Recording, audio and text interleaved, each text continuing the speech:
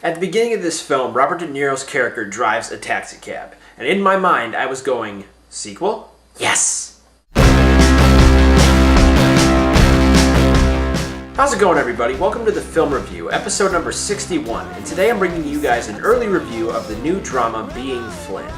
Being Flynn is directed by Paul Weitz, who previously directed American Pie, About a Boy, and In Good Company, and it stars Robert De Niro, Paul Dano, and Julianne Moore.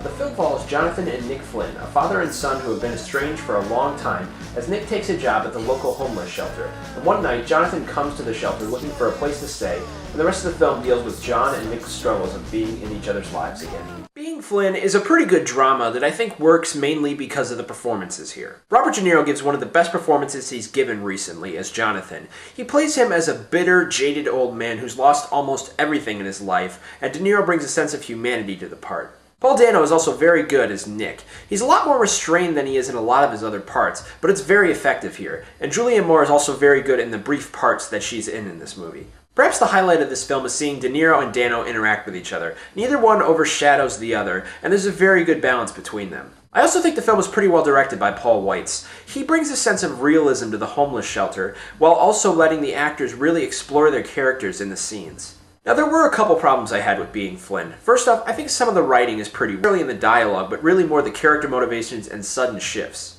There were a couple times in this movie where a character would do something and there was no precedent beforehand that would indicate that what that character just did made any sense. Also, the film is pretty slow, and I felt it dragged at a few points. I mean, it felt like they would dwell on some things longer than they needed to, and it just really dragged the film down. Ultimately, I'm going to give Being Flynn a B. I wouldn't say rush out to the theater to see it, but it's worth a look on video for the strong performances here from Paul Dano and Robert De Niro.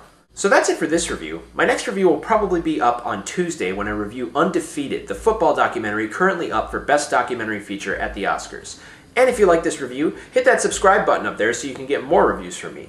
Anyway, thank you for watching, and I will see you on the other side.